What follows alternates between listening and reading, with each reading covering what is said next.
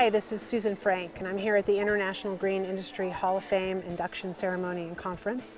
And we're very fortunate to have one of our Hall of Fame speakers with us, Tom Lollini, who is the campus architect for UC Merced. Thank you for joining us today. You're welcome. Tell us a little bit about this campus. It's, as I understand it, LEED Gold is the minimum certification here on campus. You've received lots of accolades for what you've done here. Tell us a little bit about the campus's commitment to sustainability and how that translates into reductions in terms of energy use and emissions. Okay, well, and one of the founding principles of the campus was that it was going to be a sustainable place. The LEED certification system had just come out about the time they were designing the first buildings. And so the target at the time was LEED Silver, which was a step above basic LEED certification. What we were able to achieve in the actual implementation of the program actually was we got gold on virtually 11 of our first 12 buildings. And so we decided to set LEED Gold as a minimum and strive for platinum on every project, right? So that's sort of one baseline, but there's a sort of a larger sustainability ethic of what we're trying to accomplish. So we're not only building a campus, we're building a community for up to 30,000 people. And the idea is that the community and the campus together will sort of meet each other's environmental needs, right? So most people will be able to walk to or take a bike to do just about 90% of their daily business. And the idea is that then you leave the place when you're going to do something, you know, outside, but you leave it in a sustainable way as well.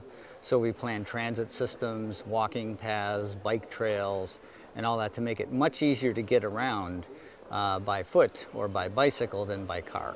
You've worked on other campuses. You've worked at UC Berkeley. You've worked in North Africa and Southeast Asia. How is UC Merced different? How do you approach a campus like this in comparison to other projects that you've worked on?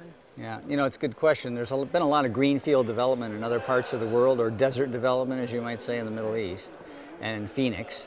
But here, you know, this is you know, the world's breadbasket, right? I mean, you grow 90% of the world's food supply types of food can be grown here. So we wanted to connect this to the valley in a different way and connect it to the regional environment, right? So our buildings are designed to take advantage of all that sun when you want it, and to shade, you know, to protect the buildings from the sun when you don't want the heat, and to protect the pedestrians as well. So that's why we have arcades.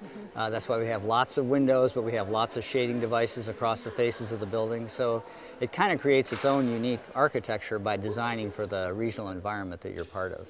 Water, of course, is another huge issue in the Central Valley. And so we've designed our whole campus so that we're using 40% less water than a typical development of this scale might use. And half of that water will ultimately be from non-potable sources. So again, we're trying to speak to the issues that are important both globally and regionally in the development of the campus. Today's event is all about building and supporting green industries and recognizing companies and individuals for their accomplishments. And I'm wondering what is your personal view about the importance of greening our businesses and our communities? Well, one thing I didn't mention during the speech I gave was I was actually at the first Earth Day, and I went in a Volkswagen bus, so I've been at this a long time in a lot of different ways over the course of my life.